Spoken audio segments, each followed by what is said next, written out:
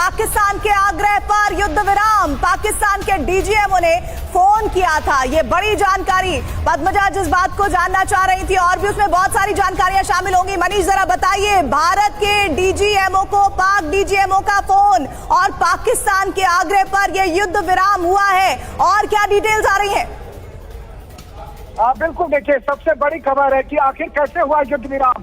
तो युद्ध विराम ये हुआ कि आज दोपहर में पाकिस्तान के डीजीएमओ की तरफ से फोन किया गया, आग्रह किया गया कि सीज फायर करते हैं और उसके बाद फिर सीज फायर पर सहमति बनी और इसके बाद ये भी तय हुआ कि इसके अलावा भारत और पाकिस्तान के बीच किसी और मुद्दे पर बातचीत नहीं होगी।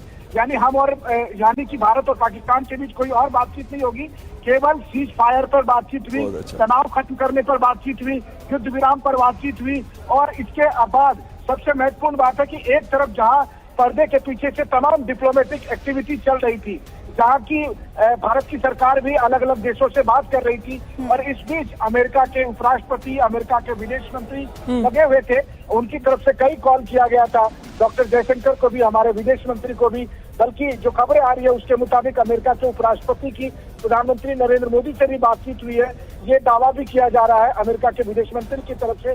और दूसरी तरफ अमेरिका के विदेश मंत्री ने पाकिस्तान के प्रधानमंत्री से बातचीत की, पाकिस्तान के आर्मी चीफ से बातचीत की। कुल मिलाकर वो माहौल बन गया था। और इस बीच पाकिस्तान के डीजीएमओ ने जब आग्रह किया तो भारत के डीजीएमओ ने फिर युद्ध विराम करने पर सहमति दे दी।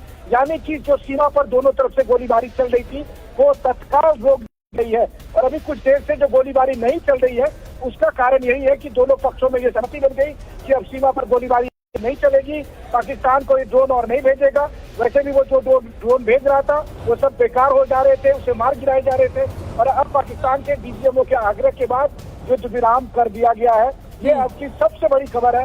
बिल्कुल, टाइम पर हम बता रहे हैं कि कैसे इस युद्ध विराम का फॉर्मूला तय किया गया। बिल्कुल। और